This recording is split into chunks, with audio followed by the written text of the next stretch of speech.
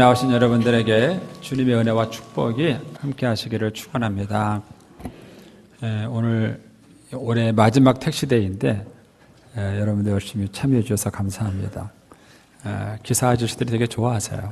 그리고 이제 작지만 저희들이 조그맣게 드리는 그분들의 그 선물과 메시지가 있는데 이제 그런 것들이 그분들의 마음을 열고 또 주님 앞에 인도하는 좋은 통로가 될 것을 믿습니다.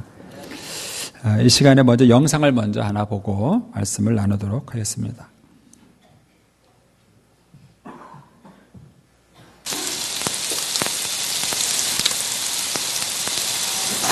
시험 잘 봤어? 아니, 완전 망했어. 괜찮아. 다음에 다시 잘 보면 되지 뭐. 거기다. 네? 네! 감사합니다! 감사합니다! 만만치 않은 삶이었지만 겨울에 합격했다는 소식을 들은 날에도 고기! 도대체 이게 몇 번째야? 번번이 떨어지는 입사 소식에도 밥이나 먹어라. 내가 무슨 약주로 밥을 먹어? 엄마가 차려준 밥상에는 네?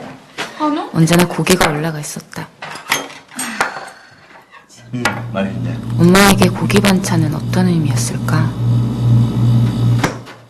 끝내 물어보지 못한 질문들을 곱씹으며 엄마의 마지막 온기가 남은 반찬들로 끼니를 때우는 것이 내가 할 수 있는 전부였다.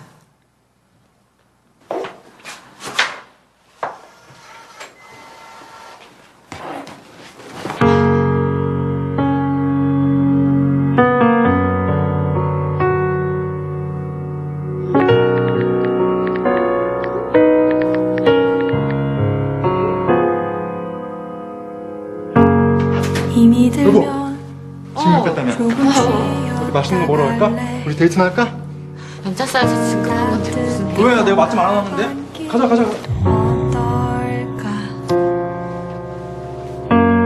난 항상 그래 너의 편이니 네 마음 편하게 있어줄게. 은우야.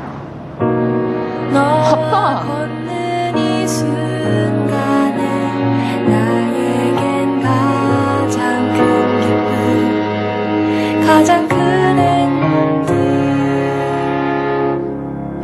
괜찮았어 오늘 하루 힘을 내요 우울해도 거울을 보며 바라보며 그냥 웃어줘.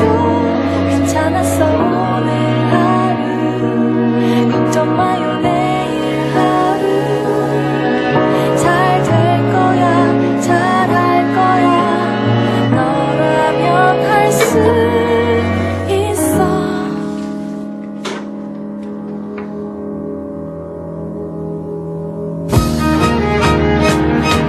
수고했어 오늘 하루 용기는 내 발걸음에 한 걸음씩 한 걸음씩 오늘 잘생겼지? 수고했어 오늘 하루 칭찬할게 너의 하루 넌 잘했어 최고였어 이 밤을 편하게 즐겨.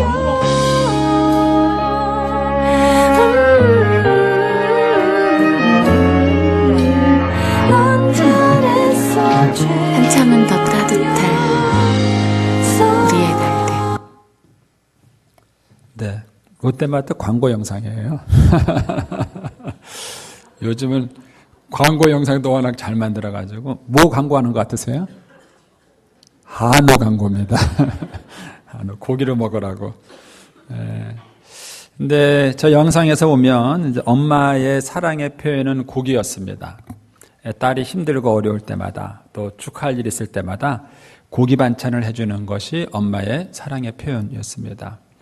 반면에 이제 남편은 그 사랑의 표현을 한 것이 아내를 위해서 아버지를 친정 아버지를 만날 수 있도록 또 시간을 가질 수 있도록 배려해 주는 것이 남편의 사랑의 표현이었습니다. 사랑한다는 마음은 똑같지만 이제 그거를 표현하는 방식은 다양하게 표현된다는 것을 알 수 있습니다. 본문의 말씀에 보면은 우리를 향한 하나님의 사랑이 표현되어 있습니다. 근데 그 하나님의 사랑이 바울이라는 이 선지자를, 이 사역자를 통해서 표현된 것을 알 수 있습니다. 하나님께서는 비시디아 안디옥에 사도 바울을 보냄으로써 우리를 향한 하나님의 마음을 그들에게 보여주고 있습니다. 그러면 비시디아 안디옥에 가서 전한 사도 바울의 하나님의 마음, 하나님의 메시지는 무엇일까? 크게 두 가지로 나타나 있습니다. 첫 번째로 바울은 온몸으로 전한 하나님의 메시지가 있었습니다. 바울이 온몸으로 전한 메시지. 오늘 본문 13절 말씀 좀 같이 보시겠습니다. 13절입니다. 바울과 및 동행하는 사람들이 바보에서 배 타고 밤빌리아에 있는 버가에 이르니 요한은 그들에게서 떠나 예루살렘으로 돌아가고 그랬습니다. 지도를 잠깐 좀 보여주시기 바랍니다. 조금 속도, 저 지도가 이제 우리가 앞으로 당분간 계속 보게 될 지도입니다. 아시아라고 써 있는 게 지금의 터키 지역이고요. 이제 유럽이라고 써 있는 그쪽이 지금의 그리스 지역이고, 옆에 로마라고 써 있는 데가 이제 지금의 이탈리아 지역이죠. 자, 한번 눌러주시면요. 조법원을 조금 더 확대해 보겠습니다. 자, 좀 크게 보이시죠? 지난번에 우리는 구브로 지역에서 복음을 전한 사도 바울의 모습을 봤습니다. 구브로 맨 아래에 있는 그 바보라는 항구에서 버가라는 곳까지 바울이 이동을 해서 이제 안디옥에 가게 됩니다. 한번 눌러주십시오. 자, 저기도 안디옥이 있고, 그 다음 또 한번 눌러주시면 저 위에도 안디옥이 있죠. 도시 이름이 똑같습니다. 안디옥. 그래서 이걸 구분하기 쉽도록 지역 이름을 앞에 붙였습니다. 동그라미로 친 데는 수리아 지역이라서 수리아 안디옥 이렇게 부르고요. 네모친 그 안디옥은 비시디아 지역입니다. 그래서 비시디아 안디옥 그렇게 이제 앞에 그 지역 이름을 붙여서 구분해서 설명을 하고 있습니다. 그런데 바울이 수리아 안디옥에서 떠나서 구브로 지역에 복음을 전한 다음에 바보에서 배를 타고 버가라는 곳으로 이동을 합니다. 저 뱃길이 260km라 그럽니다. 260km. 여기서 260km면 어디쯤 되죠? 한 1000원쯤 가나요? 예. 예. 그래도 먼 거리인데 여기를 우리가 자동차로 달려도 시간이 많이 걸립니다. 그런데 배는 자동차만큼 못 달립니다. 만약에 배가 바다 위에서 자동차만큼 달리면요, 여러분과 저는 막 구토하고 난리가 납니다. 완전히. 예. 그러니까 배는 자동차보다 훨씬 속도가 늦지요. 예. 이 260km를 배를 타고 간 겁니다. 그 다음에 버가에서 이 비시디아 안디옥까지는 또 20km라는 거리입니다. 근데 이 거리를 지금은 좋은 배지만 옛날에는 범선이라는 바람을 이용한 배를 타고 갔죠. 그러니까 지금보다 훨씬 더 이 거리를 이동하는 것이 쉽지 않았습니다. 그걸 알 수 있는 것이 13절 그 뒷부분에 보면은 요한은 그들에게서 떠나 예루살렘으로 돌아가고 라는 표현이 나옵니다. 그러니까 바보에서 출발해가지고 이 버가까지 260km 배를 타고 가니까는요, 이 요한이 지쳤어요. 여기서 말하는 요한은 예수님의 제자 요한이 아닙니다. 마가복음을 기록한 마가 요한이에요. 이 요한은 바나바의 사촌이기도 합니다. 나중에 2차 전도 여행을 떠날 때 이 마가 요한이 또 따라 나서려고 하니까 사도 바울이 반대해요. 그때 우리를 버리고 간 이 친구 데려갈 수 없다 이렇게 말하고 바나바는 때 데려가자 이래가지고 둘이 사이에 갈등이 생기는데, 만약에 마가 요한이 이 버가에서 돌아간 것이 갑자기 몸이 안 좋았거나 또는 무슨 가정에 무슨 일이 생겼거나 이런 이유로 돌아갔다면은 두 번째 따라가려고 그랬을 때 사도 바울이 반대할 이유가 없었을 거예요. 그런데 첫 번째 이 돌아간 것이 바울이 보기에는 합당치 않은 이유로 돌아간 거예요. 쉽게 말하면 힘드니까 돌아간 거예요. 힘드니까. 그러니까 그런 친구와 함께 할 수 없다. 이렇게 이제 바울이 말을 한 거죠.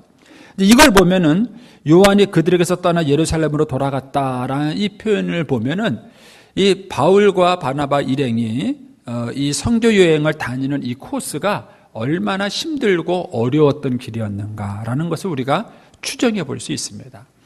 그들이 이렇게 힘들고 어려운 일정을 가지고 그들이 이 비시디아 안디옥에 간 것입니다. 왜 갔을까요?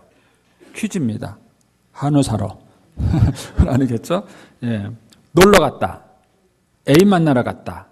사업하러 갔다. 몇 번일까요? 다 대답을 아니죠. 그렇게 힘든 고생을 하면서 사도 바울이 비시디아 안디옥까지 간 이유가 뭐냐면은 자기가 만난 하나님의 사랑을 전하기 위해서 간 것입니다. 자기가 만난 하나님의 사랑을 전하기 위해서. 그러니까 결국 바울이 비시디아 안디옥까지 갔다는 그 자체가 그 비시디아 안디옥 사람들을 향한 하나님의 마음, 하나님의 메시지를 그들에게 보여주고 있는 것입니다. 자, PT를 좀 보여주시기 바랍니다. 로제타라는 선교사가 있었습니다. 이 로제타 선교사는 우리나라에 와서 서울 2대 부속병원을 세우시고 인천 기독병원을 세우고 또 간호대학, 또 여성의료전문대학, 또 특수선교, 평양에서는 호울병원 등을 세우고 사역하신 선교사님이십니다. 그런데 이 로제타 선교사님은 남편과 함께 우리나라에 왔다가 남편은 한국에 온 지 얼마 안 돼서 돌아가셔요. 그 남편도 죽고 저 사진에 보면은 요 아래쪽에 조그만 여자 어린아이가 있죠. 저 딸도 얼마 안 돼서 풍토병에 걸려서 죽습니다. 그러니까 선교하러 왔다가 남편도 죽고 어린 딸을 잃어버리고 나니까 이 로제타 마음이 굉장히 마음이 아팠어요. 그래서 저 어린 아들이지만 그 아들에게 편지를 씁니다. 아마 이제 아들에게 편지 쓰는 형식으로 자기 마음을 표현한 거죠. 그 내용을 보면 이렇습니다. 만약 주님이 사랑하시는 딸을 데려가지 않았다라면 예수를 더 잘 의지할 수 있었을 텐데. 이것이 로제타에게 상처됐다는 걸 알아요. 선교하러 왔는데 남편도 잃어버리고 딸을 잃어버렸을 때 로제타 마음속에는 하나님에 대한 원망이 있는 거예요. 어떻게 하나님 나에게 이러실 수 있어요? 하면서 그 원망하는 마음이 있었습니다. 또 편지 내용에 이런 말이 있습니다. 이것은 선교사가 말하기에는 매우 어울리지는 않는 것이지만 우리가 두려워하는 평범한 현실이란다. 어쩐지 엄마는 이 상처를 의지력으로 마무리할 수 있을 것 같지는 않다. 예. 그러니까 하나님께 대한 원망을 해놓고도 그 원망한 것 때문에 또 마음속에 부담스러운 거야. 선교사가 이런 말 해도 되나? 내가 하나님을 믿고 하나님을 전하러 온 선교사가 내가 이런 말을 해도 되는가 하는 그런 어떤 또 다른 한쪽의 그런 양심의 가책 같은 마음이 들어요. 그래서 편지에 이런 표현이 나옵니다. 신성 모독죄 같은 것이에요. 그러니까 한쪽에는 하나님께 섭섭한 마음이 있고 또 그것을 원망하며 자책하는 마음이 있으면서도 그런 생각을 하고 있는 자신이 하나님 앞에 신성 모독죄를 짓고 있는 것은 아닌가 하는 또 이런 죄책감이 드는 거예요. 그러면서 이렇게 말합니다. 불쌍하고 바보 같은 이 엄마. 예. 자기를 참 불쌍하고 처량하다고 생각을 하는 것입니다. 주님은 엄마를 계속 가없이 하시는구나. 예. 자기를 향해 연민의 정을 그렇게 느끼는 것이죠. 그러면서 당신께서 저를 꾸리십니다. 나의 하나님, 나의 주님. 그래요. 그러니까는 이 로제타 선교사가 이 땅에 와서 선교할 때 이런 어떤 아픔과 어려움들이 있었습니다. 많은 선교사들이 복음을 전하면서 겪고 있는 동일한 그런 아픔과 어려움들이죠. 그렇지만 마지막 선택은 이렇습니다. 하나 눌러주십시오. 하나님, 셔우드와 저는 이 조선 땅을 끝까지 섬기게 하옵소서. 마지막 선택이었어요. 여전히 그 갈등과 아픔이 있으면서도 불구하고 자기는 여전히 이 땅에 남아서 이 민족을 섬기겠다 이렇게 말을 했던 것이죠. 왜 이 사람들이 이런 아픔을 가지면서도 여기에 남았을까? 왜 그런 어떤 그 내면의 갈등과 아픔을 겪으면서도 여전히 그 땅에 남았을까? 저들이 돈을 벌고 출세하기 위해서 그런 것인가? 아니죠. 저들이 그런 아픔 가운데서도 여전히 이 땅에 나가서 복음을 전하려고 이 땅에 남아 있었던 이유는 뭐냐면 그들의 마음속에 그들이 먼저 경험한 하나님이 있었기 때문입니다. 그리고 그 하나님의 사랑을 그들에게 전하려는 마음이 있었기 때문에 그런 아픔과 갈등 속에서도 여전히 그들이 이 땅에 남아 있었던 것이죠. 제가 이제 그 캄보디아에 갔을 때 그 캄보디아 선교를 우리 교단에서 제일 먼저 하신 분이 홍철원 선교사님이세요. 홍철원 선교사님. 근데 이제 그 선교사님이 그런 얘기를 하시더라고요. 그 캄보디아 이제 가가지고 그 현지 사람들한테 접촉하기 위해서 이제 열심히 사역하다 보면요, 그렇게 몰리던데요, 사람들이요. 근데 선교사한테 얻어갈 거 다 얻어가고는요, 그러고는 등을 핑 돌린대요. 그러니까는 배신당하고 또 베풀어 주면은 자기들 필요한 거 받아가고는 또 배신하고 그런 일을 계속 겪다 보니까는 아주 그 캄보디아 사람들에 대해서 아주 실망감을 느끼는 거예요. 어떻게 사람들이 이럴 수 있나. 그러면서 하는 얘기가 이 선교사들이 타고 가는 자동차가 보이면은요, 교통순경이 무조건 잡는데요, 무조건. 그리고는요, 돈을 뜯는데요. 제가 이제 지난 11월 달에도 캄보디아에 강의하러 갔었는데 벌써 몇 년이 흘렀잖아요. 세월이 많이 흘렸는데 아직까지도 그 습관이 있어요. 선교사님, 최근에 들어가신 캄보디아 선교사님이 있는데 저한테 그런 얘기를 하시더라고요. 자기 차가 이렇게 서 있는데 뒤에 와서 캄보디아 사람이 오토바이로 박았대요. 자기 차가 찌그러졌대요. 근데 경찰이 딱 오더니 뭐라 그러냐면 네가 잘못했으니까 돈 내놔 그러더래요. 선교사한테요. 그래가지고 황당해서 아니 나는 서 있는데 이 사람이 뒤에 와서 박았는데 왜 내가 잘못했냐 그러니까 이유는 네가 돈 많잖아. 이게 말도 안 되는 얘기예요. 그래가지고 입씨름 하잖아요. 그러면 경찰이 한 명 더 온대요. 그러면요 먼저 온 사람도 $5 줘야 되고 두 번째 온 사람도 $5 줘야 돼요. 계속 입씨름하면 한 명 또 온대요. 그러면 제 사람 또 줘야 된대요. 그러니까 아예 입씨름 안 하고요 빨리 주고 가는 게 편하다는 거예요. 그러니까 이제 그 지역에 가서 선교사들이 그런 상처들이 있는 거예요. 대체 자기네 나라를 도와주기 위해서 그 나라를 섬겨주기 위해서 왔는데 어떻게 이럴 수 있느냐 하는 거예요. 그래서 그 홍 선교사님도 한동안 캄보디아 사람들이 얼마나 미운지 자기가 그 땅에 온 걸 후회했대요. 내가 뭐하러 이 땅에 왔는가. 그래서 이런 갈등과 고민을 한 4년 하셨다 그러더라고요. 그리고 한 4년 하고 나니까 하나님이 그 마음속에 캄보디아 영혼을 사랑하는 마음을 주셨어요. 그래서 다시 그곳에서 계속해서 살겠다는 그런 고백을 하시더라고요. 그래서 선교사들이 사도 바울이 이 비시디아 안디옥까지 가서 그 먼 여행의 여정 속에서 그런 고생을 하면서 그들이 간 이유가 뭔가? 그것은 그 사람들을 향하신 하나님의 마음, 하나님의 사랑이 있었기 때문인 것입니다. 사실 이 사랑은 하나님으로부터 먼저 시작이 됐죠. 요한복음 3장 17절 말씀 보면은 하나님이 그 아들을 세상에 보내신 것은 세상을 심판하려 하심이 아니요 그로 말미암아 세상에 구원을 받게 하려 하심이라. 선교학적으로 최초의 선교사가 누구냐? 예수님이세요. 하늘의 보좌를 버리고 이 땅에 오신 예수님이 최초의 선교사세요. 그래서 성경에서는 하나님이 그 아들을 보냈다라는 이런 표현들이 자주 등장합니다. 요한일서 4장 10절에도 보면은 사랑은 여기 있으니 우리가 하나님을 사랑한 것이 아니요 하나님이 우리를 사랑하사 우리 죄를 속하기 위하여 화목제물로 그 아들을 보내셨다 이렇게 말하셨다. 그러니까 하나님이 우리를 사랑하셔서 먼저 우리를 찾아오신 거예요. 그리고 그 찾아오신 주님께서 우리에게 또 이렇게 말씀하십니다. 요한복음 20장 21절 예수께서 또 이르시되 너희에게 평강이 있을지어다 아버지께서 나를 보내신 것 같이 나도 너희를 보내노라. 그러니까 사도 바울이 이 비시디아 안디옥까지 가게 된 이유가 뭐냐면 바로 이것 때문이에요. 하나님께서 나를 보내신 것 같이 나도 너희를 보낸다. 그래서 후에 사도 바울은 로마서에서 이렇게 고백합니다. 로마서 10장 15절 보내심을 받지 아니하였다면 어찌 전파하겠느냐 어찌 가겠느냐 하는 거예요. 그러니까 사도 바울이 비시디아 안디옥까지 간 것은 자의로 갔다기보다는 하나님의 사랑을 받은 그 사랑의 강권함으로 보내심을 받은 것이고 그 사랑 때문에 사도 바울이 가게 된 것입니다. 우리가 지난번에 봤던 그 사도행전 13장 2절 3절에도 보면은 그 사건을 이렇게 얘기하죠.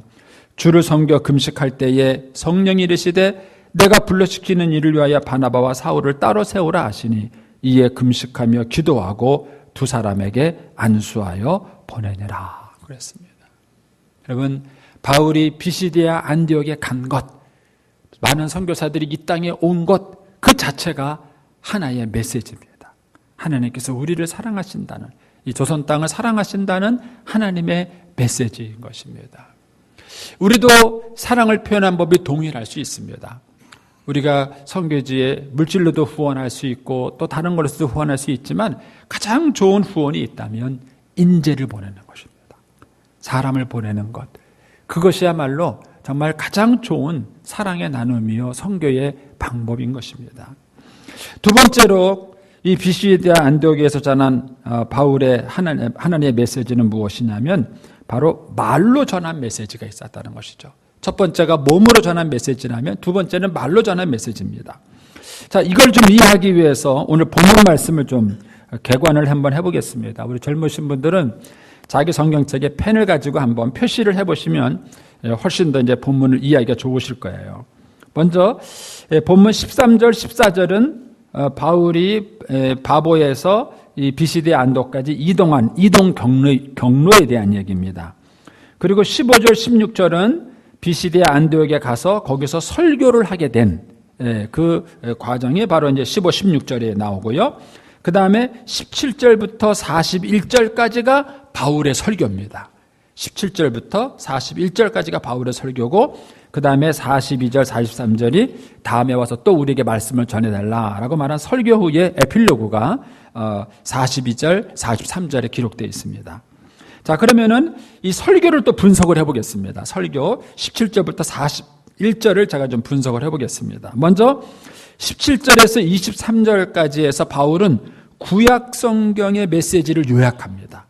근데 엄밀한 의미에서는 이 당시에 신약 성경이 없었기 때문에 이 17절부터 23절은 그냥 성경의 메시지를 요약했다, 이렇게 봐도 됩니다. 구약 성경의 메시지를 요약했고요. 그 다음에 24, 25절에서는 세례 요한의 메시지입니다. 세례 요한의 메시지. 그리고 26절, 29절에 가면은 그렇게 하나님의 사랑이 전해졌는데 사람들이 예수님을 거절해서 죽인 내용이 나옵니다. 그러니까 하나님의 사랑을 거절한 그 내용이 나오고요.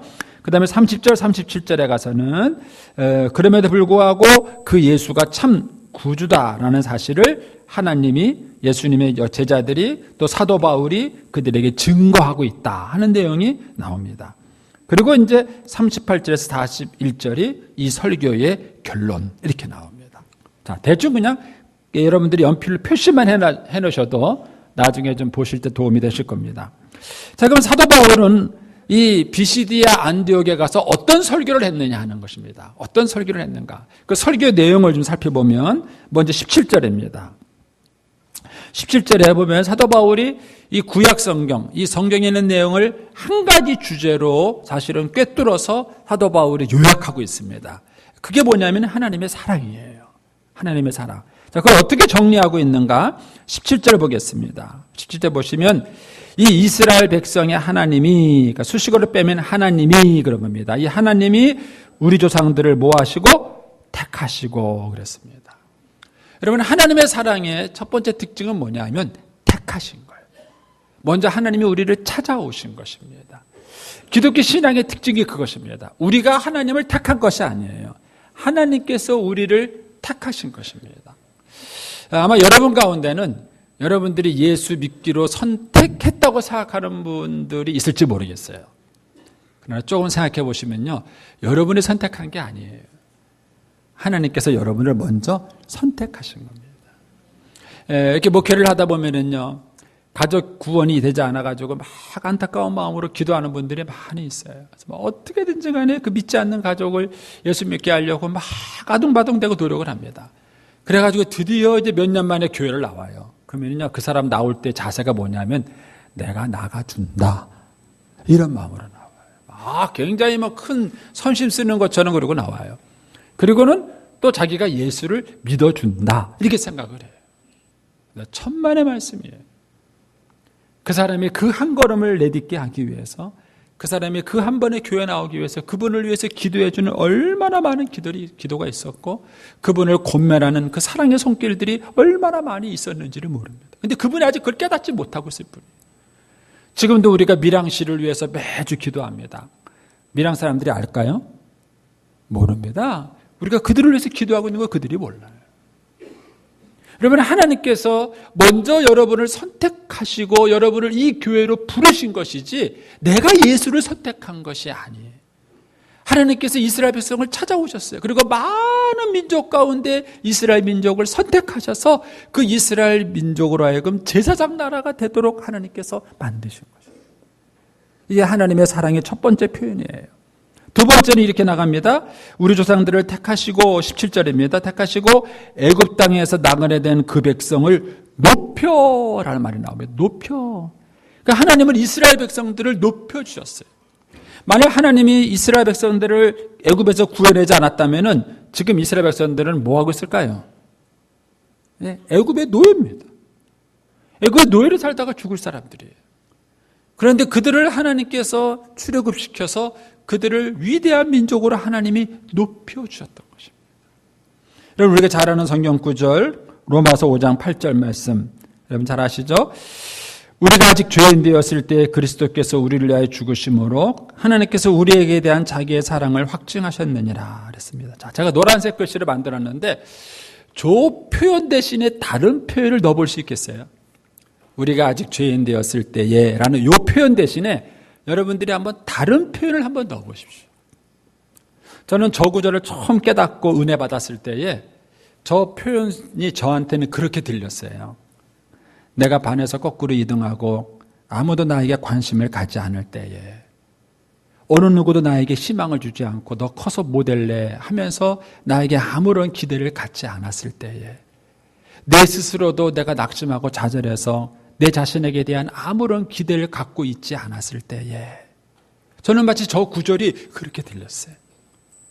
그때의 주님이 찾아오신 거예요. 그리고 그때 주님이 저를 구원하셔서 저를 그 밑바닥에서 끌어올려서 높여주셨습니다. 그러나 오늘 저와 여러분이 이 자리에 있게 되는 그 모든 것들이 하나님의 사랑으로 저와 여러분을 높여주셨기 때문입니다. 저는 병원에 그 신방 갈 때마다 그걸 느껴요. 병원에 이렇게 신방 가면 누워 계신 분은 병문안을 받고 저는 병문안을 하러 왔어요. 근데 제가 병문안 가게 된 이유는 뭐죠? 딱 하나예요. 저는 안 아프고 그 사람은 아프기 때문에 그래요. 근데 만약에 제가 아파서 누워 있었다 어떻게 될까요? 그럼 이제 저는 누워서 이제 병문안 받는 거고 안 아픈 그분이 저한테 병문안 하러 오겠죠. 하나님이 건강을 지켜주셨기 때문에 그런 거예요. 하나님께서 건강을 지켜주시고 주시니까는 내가 그 사람한테 위로하러 갈 수 있고 베풀러 갈 수 있는 거예요. 여러분, 하나님께서 우리 민족을 높여주셨어요. 여기 어르신들, 옛날 어르신들은 잘 알지만은요, 우리나라가 먹고 살기 힘들어서 보릿고기 하던 데가 언제입니까? 여러분, 그때 우리가 누구를 도와준다는 생각이나 해본 적이 있습니까? 근데 하나님이 이 땅에 조선에 선교사들을 보냈어요. 그 선교사님들이 와서 많은 우상 숭배를 떠나보내게 만들었어요. 그리고 우리 민족을 이렇게까지 경제적으로 부강한 민족으로 우리를 높여주셨어요. 그러니까 이제 우리 민족이 어디 가든지가 뭐예요? 대우받고 또 그들에게 베풀 수 있는 자리에 갈 수 있게 된 거예요. 그러니까 하나님께서 이스라엘 백성들을 택하셨을 뿐만 아니라 그들을 높여주셨습니다. 에스겔 16장에 보면은요, 이것을 하나의 비유로 얘기합니다. 어떤 사람이 이렇게 길을 가는데 한 핏덩이가 버려진 거예요. 그 어린아이를 가만 보니까 그대로 내려두면 죽을 것 같아. 그래서 그 핏덩이를 데려다가 씻기고 돌보고 그렇게 해가지고요, 건강한 아이로 키웁니다. 그리고 거기에다 또 머리를 하고 좋은 옷을 입히고 또 가락지를 끼우고 막 그래서 아리따운 처녀가 돼요. 그래서 나중에 이 사람이 그 처녀와 결혼을 합니다. 그리고는 자기의 모든 부귀영화를 그 처녀에게 다 준 이야기가 나와요. 그런데 그 처녀가 그 부인이 은혜를 모르고 자기 남편을 버리고 다른 데로 바람을 피는 얘기가 나와요. 그러나 하나님께서 비유적으로 이스라엘 백성들을 그렇게 얘기한 거예요.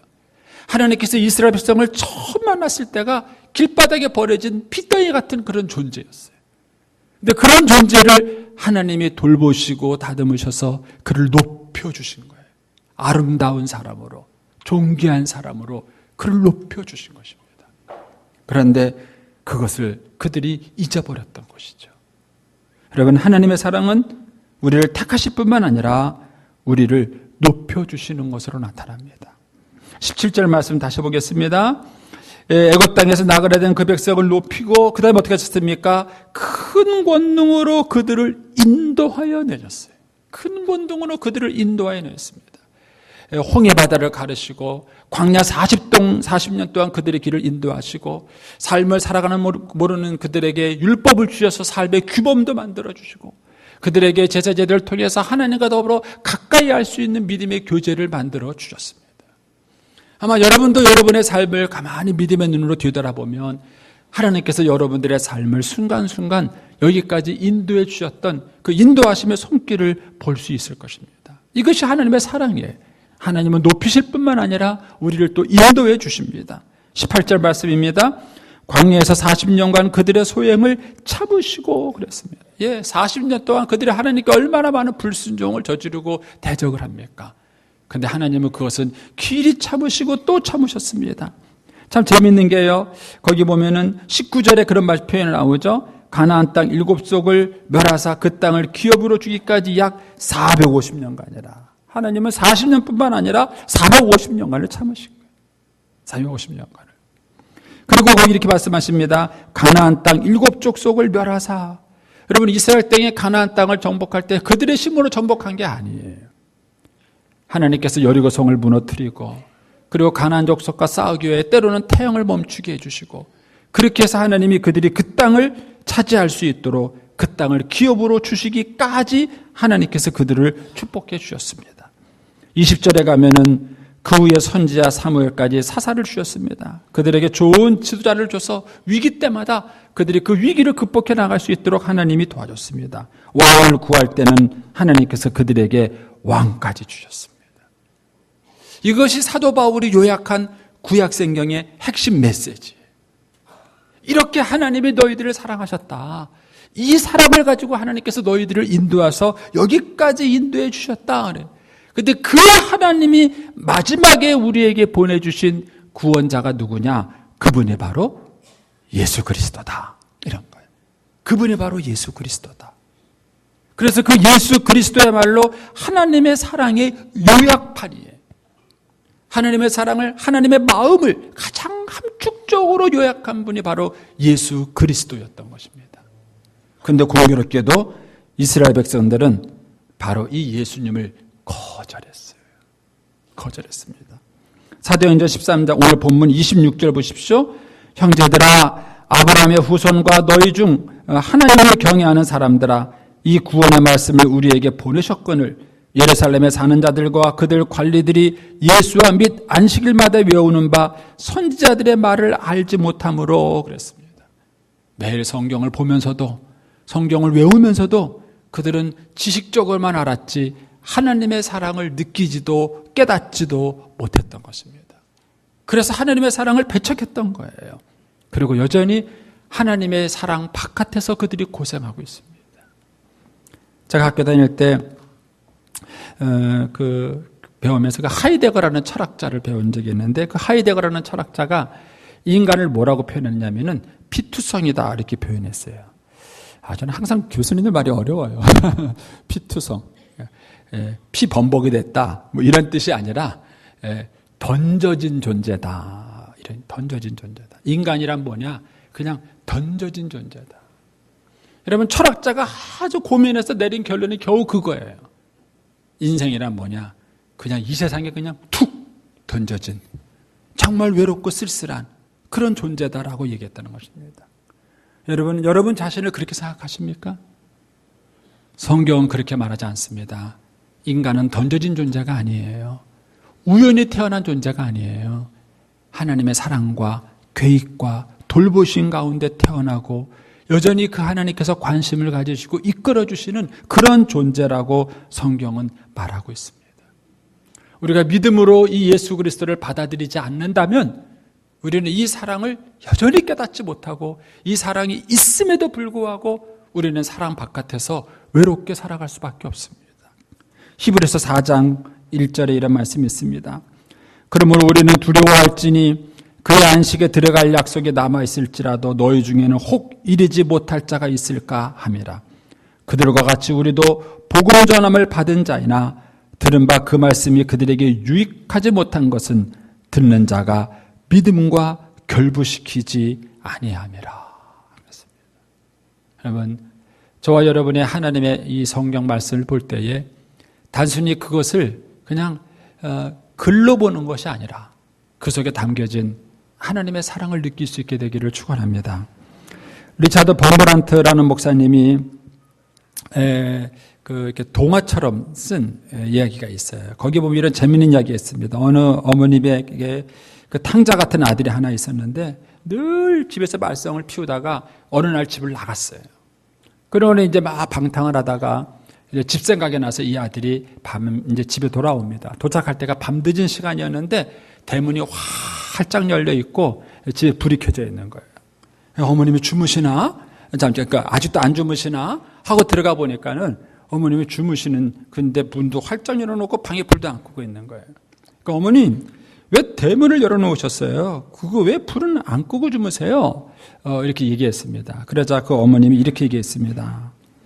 내가 집을 나간 이후로 저 문은 한 번도 닫힌 적이 없었고 밤마다 이 집의 불은 한 번도 꺼져 본 적이 없었다. 그렇습니다. 여러분, 하나님은 지금도 저와 여러분을 사랑하시고 그 사랑을 저와 여러분이 알고 느끼고 경험하고 그 사랑 속에 살아갈 수 있게 되기를 원하십니다. 이사야는 이 마음을 이렇게 표현했습니다. 이사야 49장 15절입니다.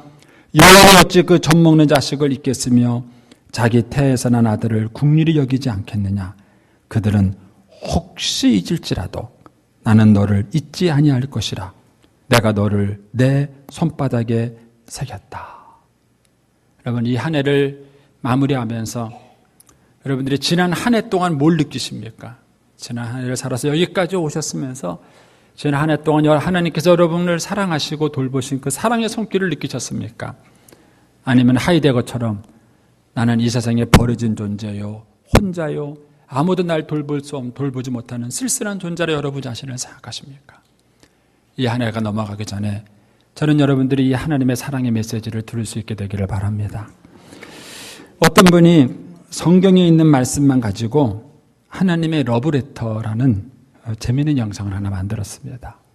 이 영상을 한번 보겠습니다.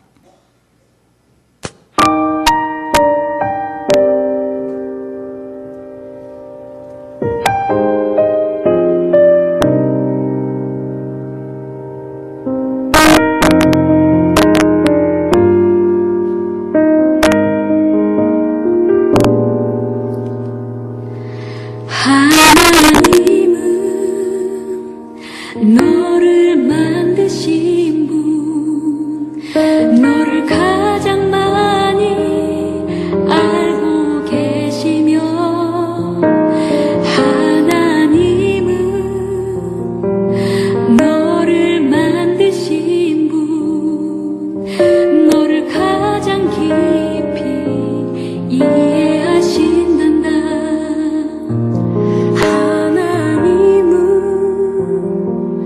너를 지키시는 분, 너를 절대 포기하지 않으며, 하나님은 너를 지키시는 분, 너를 쉬지 않고 지켜보신단다. 그의 생각 셀 수 없고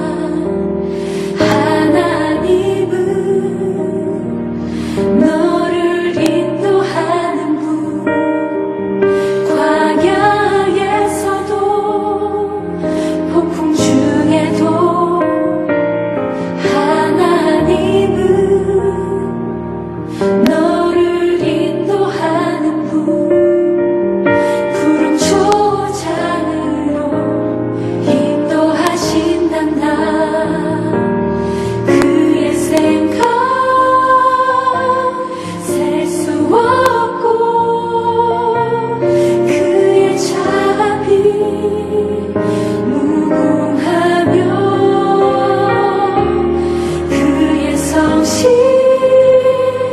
날마다 새롭고 그의 사랑 끝이 없단다. 그의 생각 셀 수 없고 그의 기도하겠습니다. 살아계신 하나님 아버지, 하나님께서는 우리를 사랑하십니다.